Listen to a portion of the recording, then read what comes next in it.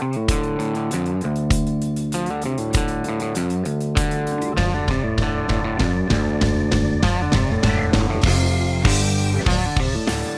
to ESG PRO's series of podcasts where we're exploring the topics of ESG, carbon footprint reporting, and basically the entire topic of sustainability, which is really driving the attention of every boardroom, not just in the UK, but globally. My name is Humperdinck Jackman. I'm the Managing Director of ESG PRO. I'm joined today by Natashia Lee, our Head of Consulting Services. Good afternoon, Natashia.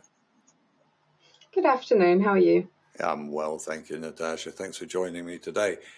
So, Natashia, I thought today we should just talk about some of the benefits of ESG reporting. You know, there's a big shift these days between from ESG investing and it being driven by financiers through to normal businesses, SMEs, smaller enterprise corporations. They're looking at ESG from the standpoint of proving their environmental credentials, their honesty, transparency, and integrity. And there is a difference in the perception that the approach you take between financial ESG and, if you like, being a good corporate citizen and doing this because you're trying to make a difference. What do you see about this? First of all, ESG did start more as an investment process, and the way that it's morphed now, there is a concrete difference between what investors consider when they're looking at their portfolios and sort of the more corporate governance aspects that are actually the bigger driving force of ESG reporting. Yeah, I mean, what I see very, very much is that E, for the environment, everybody's talking about it, partly because of, you know, the David Attenborough, Greta Thunberg effect.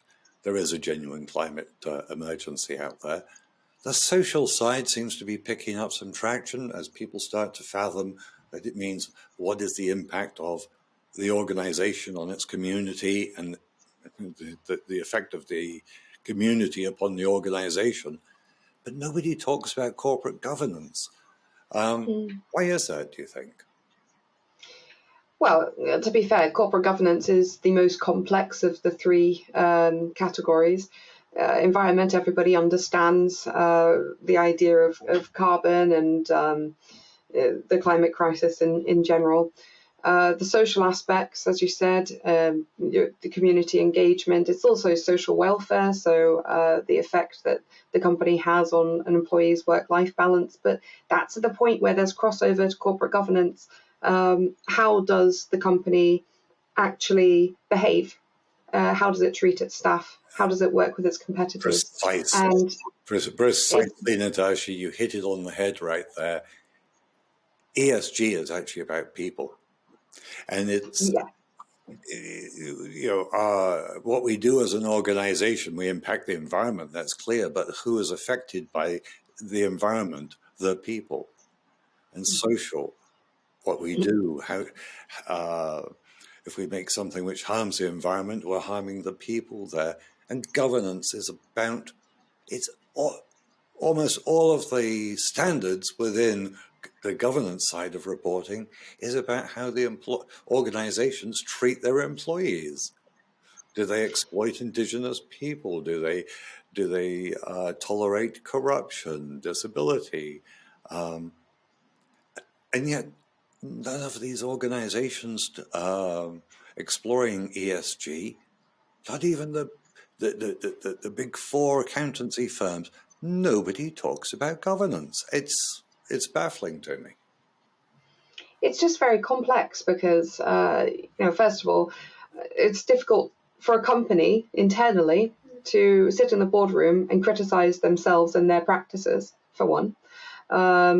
It takes an outside reporting service to really help them narrow down where maybe there is room for improvement on the corporate governance side. So it's much easier for them internally to consider their social and environmental impacts than their own corporate governance practices. So that's certainly an element to it. But the good news is that companies are proving to be very receptive to listening to a critique as to how they might improve their governance. So there's hope. Absolutely. And what I see time and time again with clients is when the board is supporting an ESG reporting program, they're being guided through how to actually look after their employees better, whether it's privacy or equal opportunities, from the materiality assessment, listening just at the very outset, listening to what their own stakeholders are interested in, what they perceive as hot topics. And then we see businesses successfully implementing an ESG program, who then realize lower employee turnover, or they're attracting better talent. I mean, in terms of talent acquisition, what have you come across? Well, as a member of the millennial generation, I can definitely attest that my generation cares deeply about their work-life balance. There's a movement to, frankly, leave jobs that make you unhappy. You spend most of your time at work. That time should be valued. You should feel like a valued employee. There's a shift at the moment where it used to be you put in your application and you cross your fingers and you hope for the job. Now, applicants are researching the companies and they are deciding whether they want to work for you, not whether you want them. Job candidates are interviewing their employers, aren't they? Oh, very much so. Not to say that that they have all of the power, but if you want your business to succeed, you want the best talent, and to get the best talent, you need to offer them more than just empty incentives. Pay is not the primary driving force anymore. It is your work-life balance. It is how well you will be looked after as a person. And we go back to the fact that ESG is all about people. Yeah.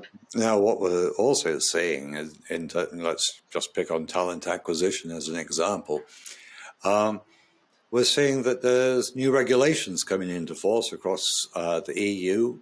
The CSRD basically kicks off next year, and then the year following, there'll be the UK Sustainability Reporting Directive, modeled on the EU version.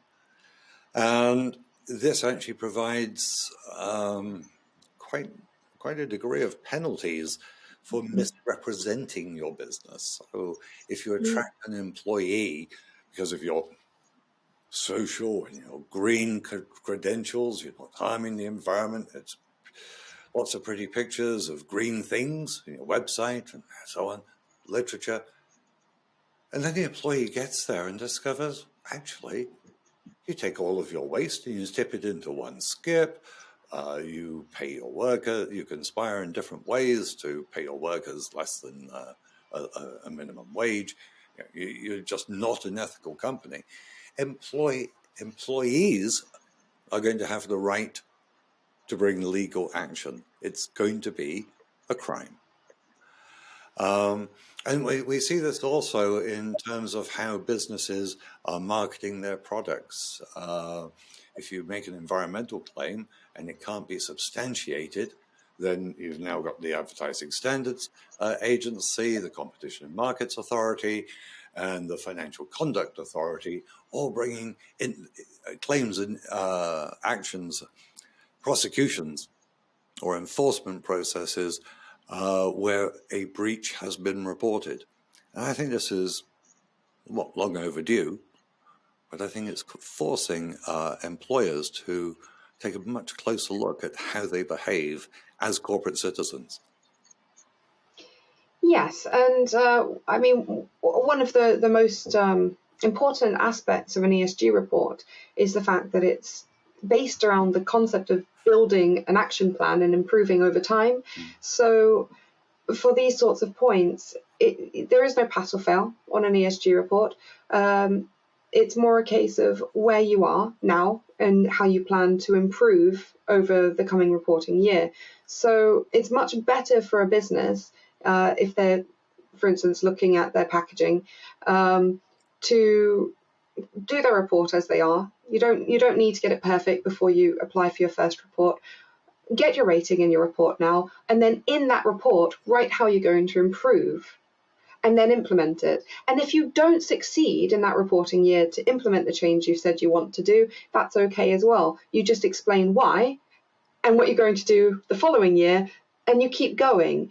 And so I do think that companies at the moment that are looking at the reporting process are a step ahead, because they don't have all the answers, but they are showing a dedication to finding the answers and improving. Yeah, I think that's very important. You mentioned an ESG rating, and I think what really helps a lot of businesses, a lot of the chief executive officers I speak to on whether they're at PLCs or the very large high end of the SME spectrum, and managing directors of all sorts of SMEs, what I'm hearing is that there's a huge emphasis on ESG ratings when they're bidding for work. It's ESG ratings and carbon footprint. This is what their supply chain is demanding of them. And I think it's really important that the businesses who want to really reap the benefits of an ESG report or a carbon footprint report, that they have a measure of authenticity, external verification, an internationally accredited rating, rather than just some arbitrary or homemade rating by some business. What do you think about the rating side of things?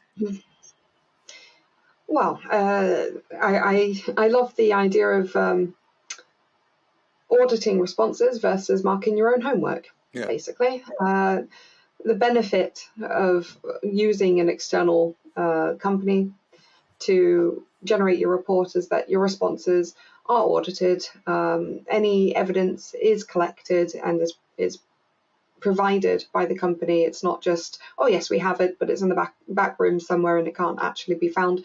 The rating, it's nice to be able to effectively have a glancing overview of where you are. And it's not so easy to get a rating, so it does make you stand out from competition. But it still is important that that rating is coming from a trusted source. There are companies out there that are basically letting you mark your own homework and are just stamping it at the end, and that is not within the... It's not the spirit of ESG reporting. Spirit, that's what I'm looking for. It's not the spirit of ESG, which is all about transparency, honesty, integrity. So yes, if you want to do it right, it shouldn't be too difficult to get your rating in a report that holds up and that has been externally verified, and it's worthwhile. Yeah. So we've got better talent acquisition. We've got the ability to win more tenders, or work better, fit in better with your supply chain. Employee retention. Often, of course, there's a legal obligation for ESG and carbon footprint reporting in larger organizations, but I think also there's a very strong element that companies which embark on serious ESG reporting and carbon footprint reporting, they're actually able to make this entire process not just cost neutral, but cash positive, that the efforts invested actually pay a positive return. For instance, if you lower employee turnover, if your organization is perceived as being more competitive, greener, it's not just the millennial generation, it's the generation Y and Z. They're the ones who are parting with the money. They're the ones who are driving driving the economy right now. So when they're looking for a firm of solicitors to buy a house, or they're looking at a car to buy, or a pair of trainers, they're looking at the media, the press, and businesses' websites, and they're voting with their wallets. They're choosing the businesses which reflect their values. So yeah, I think this is I think this is a huge benefit to every form of organization. We just have to try and help people get there. I'll take it one step further, though, when it comes to how it helps a business to save costs. If you have the right employment practices in place and you follow your policies and procedures for anti-discrimination and inclusivity, which is a part of the S of ESG, if you have a good employee welfare package, you're less likely to end up facing a lawsuit. You're less likely to come afoul of basically a poorly implemented policy or procedure, because part of your report will be asking how many times you've trained and when and who. Cool. And so it actually helps you to not only be accountable, but to have a plan in place to make sure that you're not forgetting something that's a part of the overhead management that can go missed, like your anti-discrimination training. Absolutely right. And what that entire point boils down to is good corporate governance is about reducing risk, mitigating risk. You can never eliminate risk, but you can reduce the chance of it happening, the severity of the impact. We call it mitigating risk, and too many businesses fail in this regard.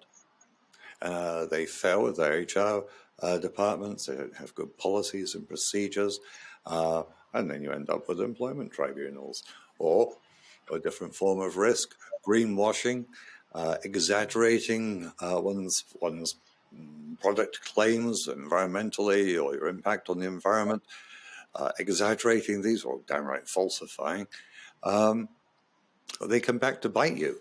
There was a case a few days ago of a rather large corporation whose £10 million marketing campaign was, they were told by the Advertising Standards Agency, you can't say that, scrap it. That was £10 million they lost at a stroke. So yeah, lots of benefits. I think what we're doing next time is we're going to talk about what actually makes an ESG report. What are the standout features which you want to make sure you include? And so that's a completely separate topic, but it's something we hope you will tune into. Thank you all very much for listening.